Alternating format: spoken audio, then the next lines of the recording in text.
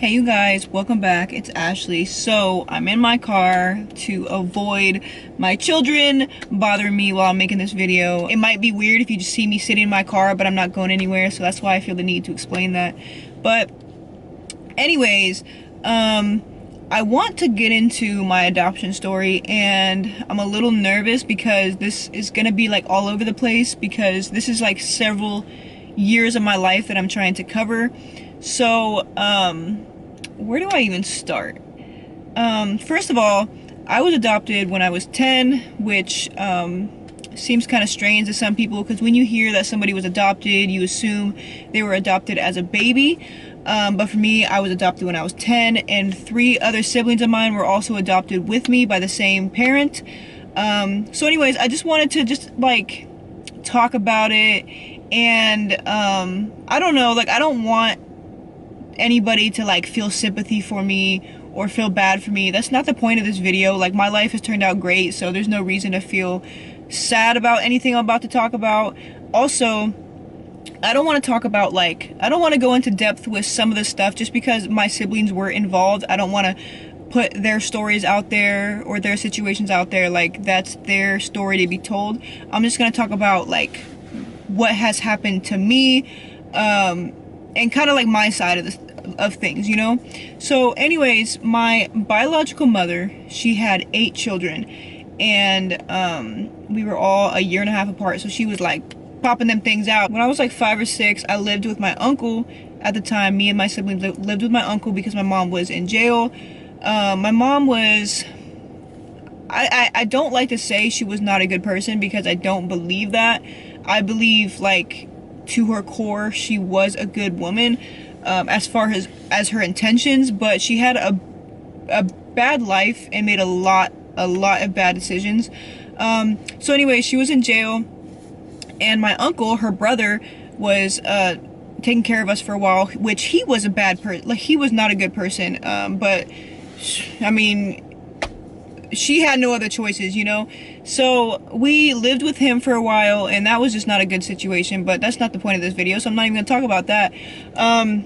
And after that, when she got out of jail, she got us back, and she ended up like meeting some men that were abusive, and like that was just a pattern with her. She did not date anybody unless they were abusive in some kind of way. So she would go from man to man to man.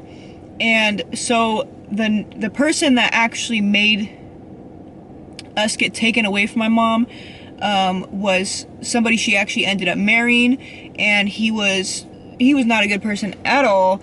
Like, he was mentally abusive, physically abusive, sexually abusive, like, not like to his previous family as well. He was not a good person at all. So, but that's who I grew up knowing or thinking was like my dad.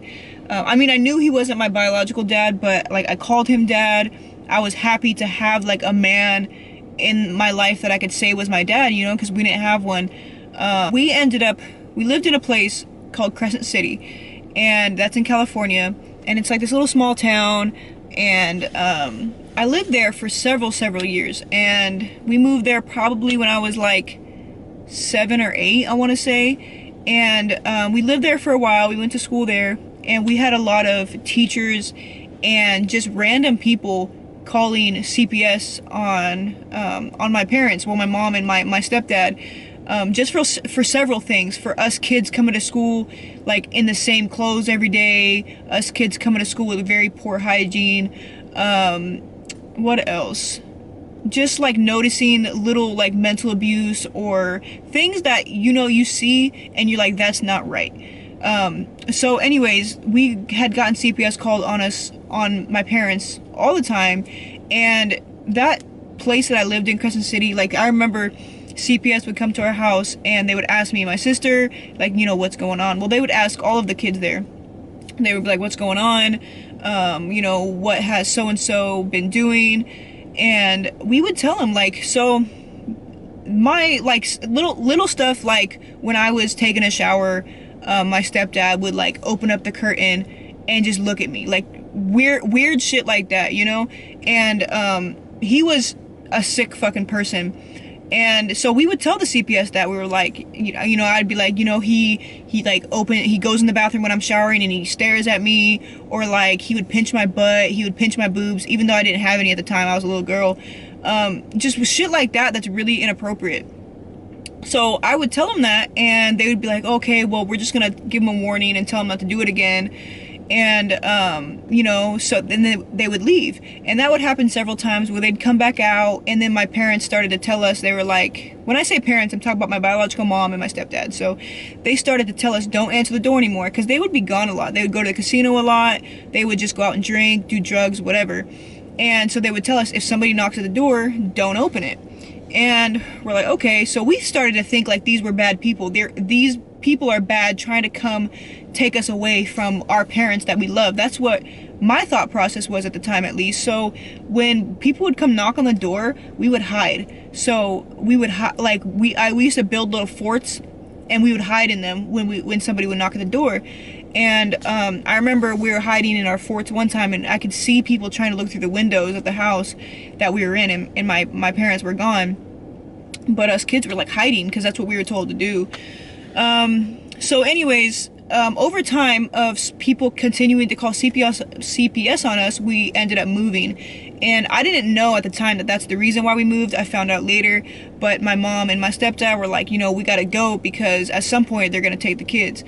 And I don't know if they truly just didn't want us to go, or if it was because they were on welfare and they didn't want to lose the money that they were getting for all of us. So whatever it was, they decided, let's go.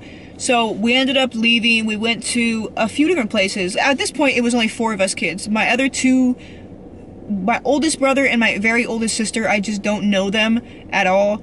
And then my 2 older brothers, at this point, they were like 15 and 16, so they ended up staying with, at the times, their girlfriends, which were my mom's now daughters. So they stayed with them, they lived with her, and so the rest of us, we left. So there was 4 of us, and I remember we went to it was this place called Hayford or something, and there was like Hayford School. We went for the first day of school there, and at this point we didn't even have a house. We were living inside of a campground, so we were homeless. And we went to school there for the very first day of school, and then never went back. And then we probably missed about a month or 2 of school, and then we went to a place called Douglas City, and we finished out the school year there. And at that point we were still living in a campground for a while, so we were homeless, and this to us was normal. We used to go camping a lot, so to us it was just like a big camping trip, and we didn't mind it. But we were homeless, and we ended up moving into a little like trailer, a module or whatever. It was this trailer park we ended up moving into. So at this point we had a house, and everything seemed to be going fine. We liked the school we were going to, and we were just young, we didn't really know any better. So I remember one day we were walking home from school, and from the school to the trailer park, it really wasn't far at all. So we walked home from school. It was like a really hot day, and a van pulls up next to us. It was actually just, I believe it was just me and my sister, and a van pulls up next to us, and they were like, hey, we're social services, and we're here to pick you guys up and like talk to you. So at the time, this seems weird to just get in a random ass car, but we did. And I feel like we were so used to somebody being like, hey, we're social services, we need to talk to you. Like, it was so normal to us. So we got in the van, and they drove us back to my my mom's and my stepdad's trailer, and they said, go inside and pack 1 bag and come back out. So me and my sister went inside, we packed 1 bag, and we came back out and got back in the van. And my 2 brothers at the time, they stayed with my mom and my stepdad. But they took me and my sister to a foster home. And at the time, I don't even remember being confused, because it was so normal for us to just be all over the place. We never really had like a stable home, so I was just like, okay, whatever, at least I have my sister. And so we ended up going to a foster home, and this was because of somebody had called CPS on us that we had confided in about what was going on at home. So they ended up calling CPS, which, you know, I think me and my sister at the time were like, damn, why would they do that to us? But now looking back, it's like, of course they would do that because of what was going on at home.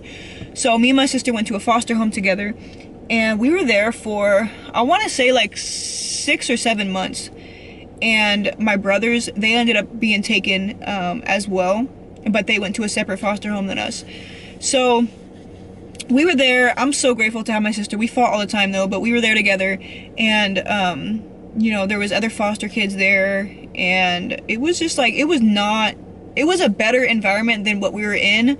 But foster homes, at least the ones that we've been to, I feel like a lot of people do it for the money, so they're not gonna like treat you as well as they should. But it was okay. I mean, it was better than what was going on at home, you know. And I had my sister. If I didn't have her, I don't know, it would have been hard. It would have been really, really hard. My stepdad at this point, he ended up getting arrested, and it was just my mom, and she still continued to live in the trailer. And we would go back and we'd visit her about once a week, or they would take her to come visit us at the social services office.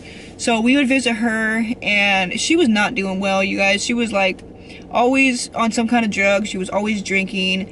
And I remember one time we had gone, social services would come pick us up at our foster home, and then they would go pick my mom up, and we would all ride together to the social services office. So I remember one time, this is like how toxic the situation was.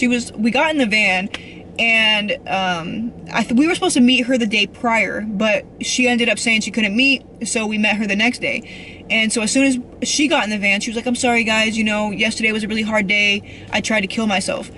And at the time, we were just like, oh, okay, mom, like, it's okay, at least we get to see you today. We had we didn't even think twice about what she had just said, you know. Like, who tells their kids, I'm gonna kill myself, you know? Like, that is insane to me looking back on it now. I could never imagine saying that to my kids and then them not even worrying about it. Like, we were so used to hearing my mom say stuff like that, you know? But anyways, we would visit her every so often, like once a week. And you know, that was like, we had hoped that she was gonna get us back and that we would go back to her. We thought the foster home was, you know, a temporary situation. We were used to this. We would get taken away, go to a foster home, and then she would get us back. So we would only go to a foster home like maybe a few days or like over the weekend. But this was the longest time we had ever been in a foster home, and it was, you know, like I said, it was like 6 to 7 months. So I remember social services talking to us one day, and they said, hey, is there somewhere else, you know, somebody else that could take you, that you guys would feel like you're more at home? And I looked at Heather and I was like, well, what about Karen? And she just started crying. And I was just like, why are you crying? In my head, I was like, why are you crying? Like, this is a good thing. We get to go somewhere that, you know, feels more like home to us. But she knew more than I did because she was older than me. I just thought like, okay, we're going to go live there for a little bit and then we're going to go back to my mom. But my sister knew, like, that means we're not going back to my mom, you know? And I'm like getting emotional. My sister knew. She was like, that means we're not going back to mom, you know? So she started crying. I didn't understand why she was crying, but it just meant like this was it. Mom's not getting us back, you know? So anyways, social services, you know, said what's her name, what's her number, and we'll give her a call. So they did. And she ended up saying like, yeah, I will take them. I'll watch over them until their mom, you know, gets herself together.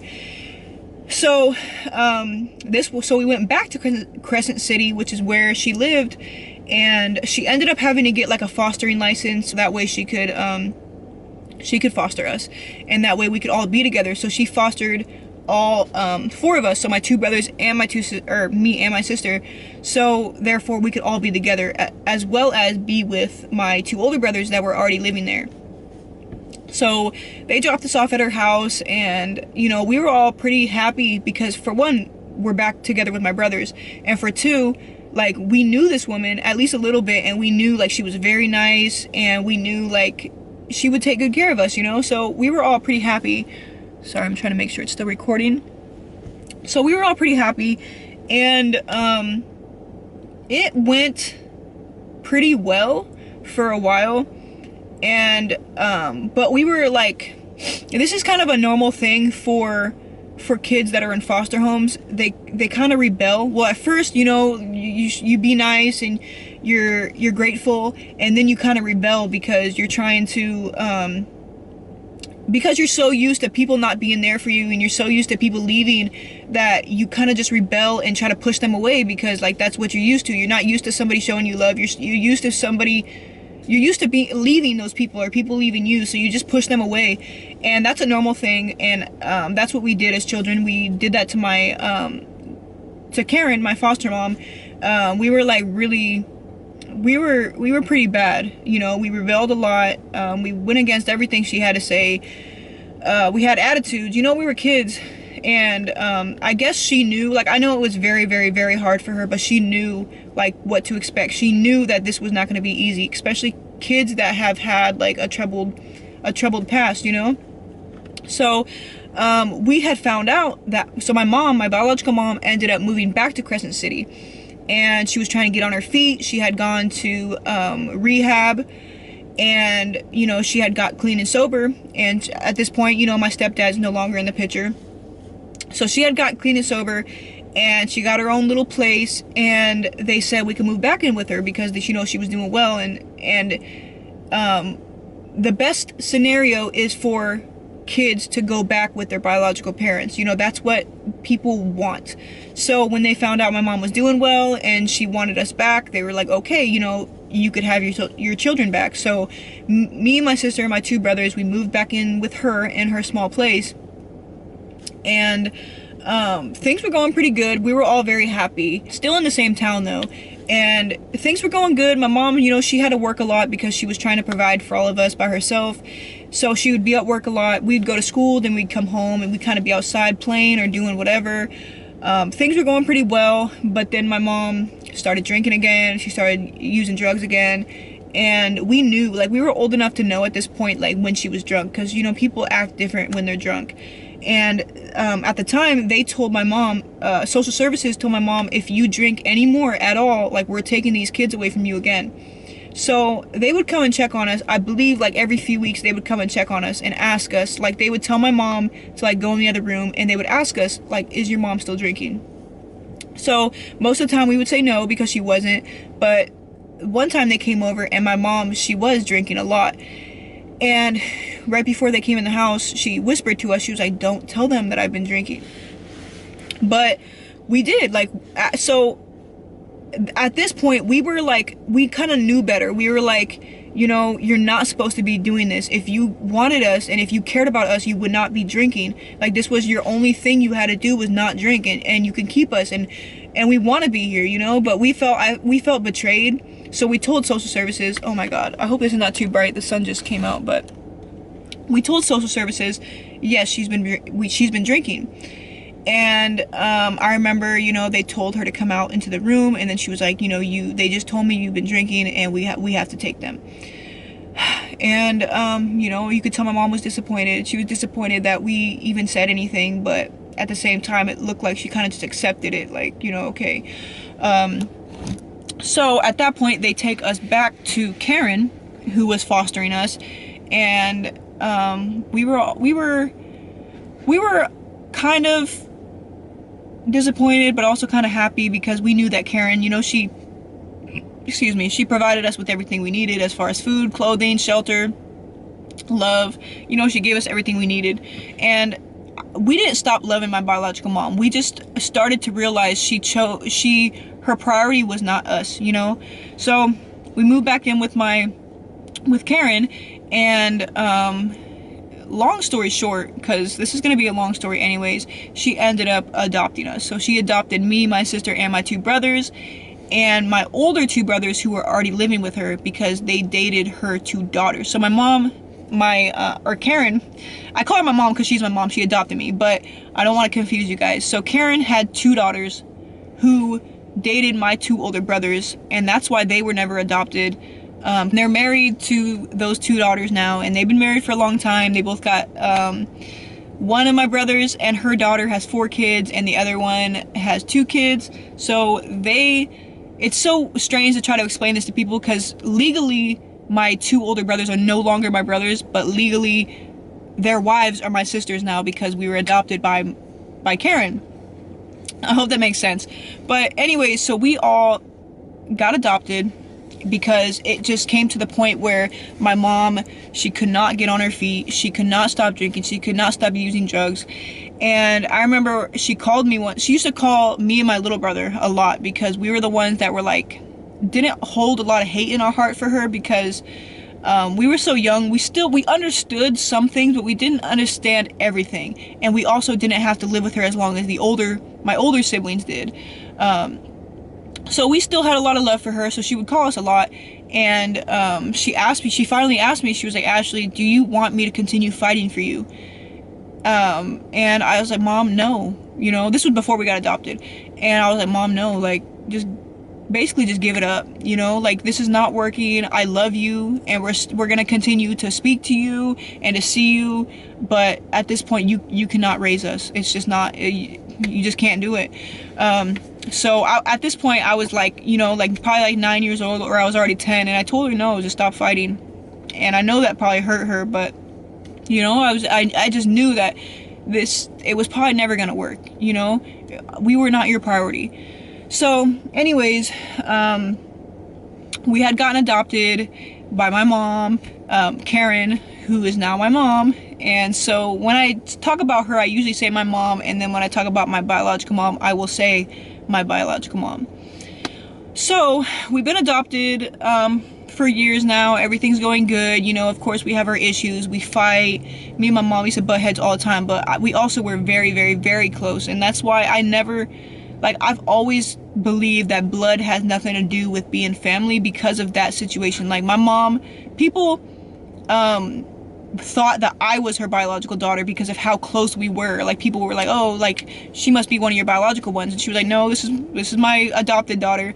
But we were very, very close, and I love her very much. And she's, you know, I didn't realize until I grew up how amazing she is, because she adopted 4 freaking kids that if she wouldn't have adopted us, we would have just got split up eventually, if we were even adopted by anybody. Like, we were older, so people don't like to adopt older children. So if anything, we would have been raised in foster homes. And so yeah, she adopted all 4 of us, and at the time I didn't realize what she had really done for us, because we all like were given the opportunity of a great normal childhood, you know.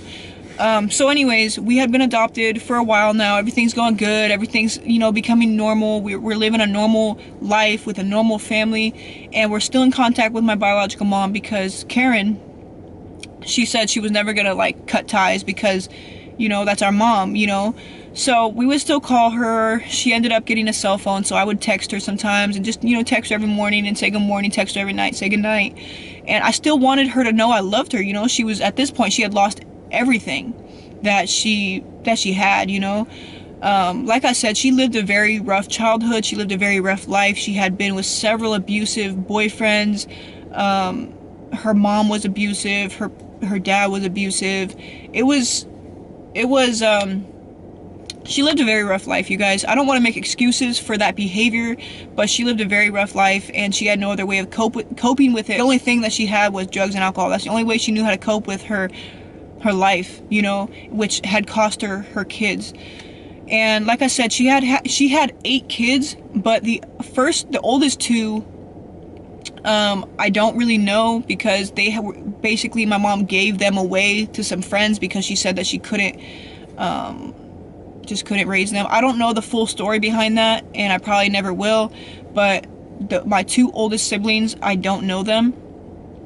And we had been adopted for years now. We're still talking to my mom. And when I was 16, at this point, life's normal. I got a boyfriend, you know, I'm almost done with high school. Like, life's normal. And we're still communicating with my mom. And my mom, she was with a guy, then he passed away. And at that point, my mom now, Karen, was like, come live with us. We will help you. We will help you get on your feet. We will help you find a job. You know, we will help you, and we could all be together. You could be with your kids. Just come live with us. Karen told her, she was like, if you're gonna come live with us, there will be no alcohol, and there will be no drugs, because that's not gonna be around the kids. So she said no, she couldn't do it. She couldn't give up the drugs and alcohol. So she ended up moving in with another guy. I don't know how she would meet these guys so fast, but she moved in with a different guy. And, you know, we would still contact my mom and just see how she's doing. We don't know who this guy is that she lived with. We don't care who he is, whatever. But we would still make sure we could talk to her. And, eventually, so my sister, she ended up calling. My sister was living with her boyfriend at the time, so she, okay, so a lot of stuff was missed in between these years, but, so, by the time, I was adopted when I was 10, and now I'm talking about when I was 16. So, my, sister was living with her boyfriend, who still lived in Crescent City, and, we had moved to Southern California, so we were living in a place called Fallbrook. And so my sister was no longer there. It was just me, my little brother, and even my other brother. He was not there anymore either, because he had gone back to live with his friend when he turned 18. So anyways, I get a call, and it's my sister, and she's like crying, and she was like, let me talk to mom. And I was like, what are you crying for? You know, she's like, let me talk to mom. And so I give my mom the phone, Karen, and she told Karen that, I'm calling her Karen to not confuse you guys, that my biological mom had passed away.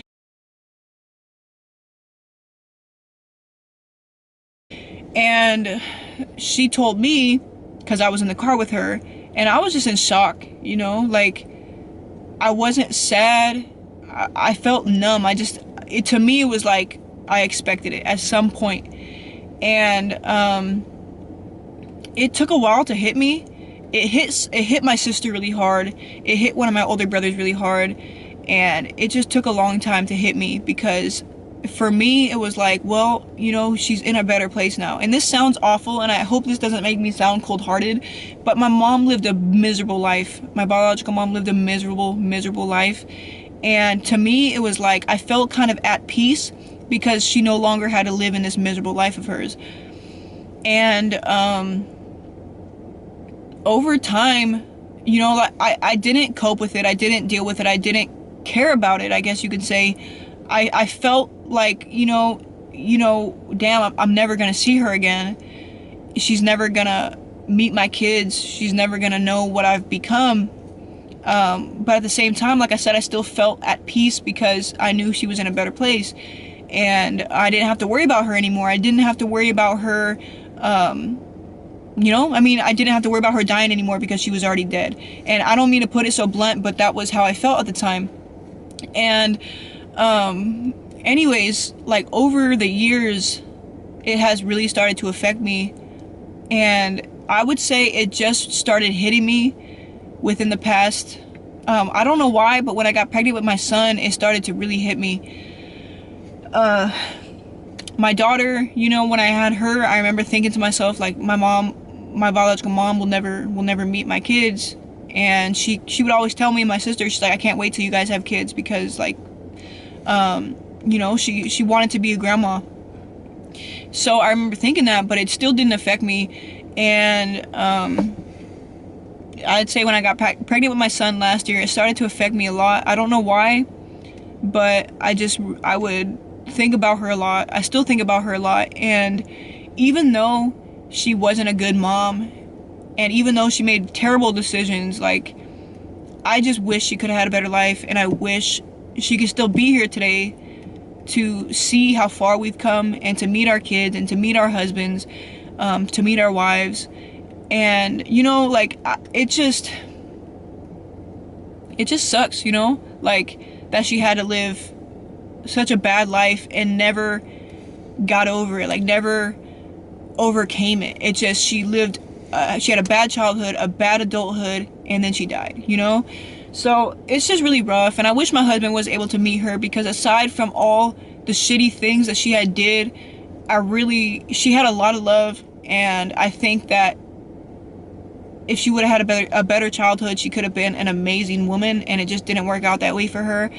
And you know, like, if I can tell her anything, it would just be that I forgive her, because I'm sure that it ate away at her knowing that she wasn't enough to be a mom. She wasn't enough to raise kids that she had given birth to. So I wish I could tell her that I forgive her, you know, because everything happened for a reason, and you know, we're all happy, and we've all been very blessed, and I know she knows that, you know. But anyways, you guys, whoo, maybe this is why I haven't made this video. So anyways, like I said, this was like a lot of years I was trying to cover, so it was all over the place. And at the end of the day, like, my mom now, Karen, is amazing. And like, I don't think she realizes how much she has done. You know, if nothing else, if she's not proud of anything else, she should be proud of the fact that she saved 4 children's lives, you know. So anyways, I love her, and I love my new family, my grandparents. I love everything that has happened for us, and a lot of children aren't that fortunate. A lot of children will grow up in foster homes, and they'll never have a family to love them, you know. So we were very, very blessed, very lucky, and like, God was really, really there for us and watching out for us, and we're just, you know, I'm really blessed, and I have to remind myself that a lot, because sometimes I feel like I'm not as far as I should be, or I haven't accomplished enough. But then I remind myself, like, how much different things could be right now if I was never adopted, you know. Things could be a lot worse. If anything, like, a lot of us probably would have gotten to drugs as well. We probably would have been with abusive men, just like my mom was, or abusive women. So you know, I'm just really blessed, and I don't know what I want you guys to take away from this video. It was just something I thought I could make. It's something that I would say is unique about me. The fact that I was adopted at such a, like, I wasn't adopted as a baby. I was adopted as, you know, an older kid, and I wanted to, like, share my experience with that. And yeah, you guys, thank you guys so much for watching. I feel like this video is all over the place, but I hope you guys understand that I was trying to cover, like, so many years in one video. So thank you guys so much for watching. Give this video a like, subscribe to my channel. If you guys want more story times, just let me know. I like to make happy story times or funny story times if I'm going to. This was just, this is not a happy story time, but it does have a happy ending. But it's a very, like, it was a struggle for me growing up, and it was a struggle for all my siblings, and I just wanted to bring it up so you guys could, like, get a better understanding of me, because this is something that was so, it made me, you know what I'm saying? Like, all those things that has happened are what has made me who I am. So that's kind of why I wanted to tell this story. And let me know what you guys think, and thank you guys so much for watching, and I'll see you guys in my next video. Bye.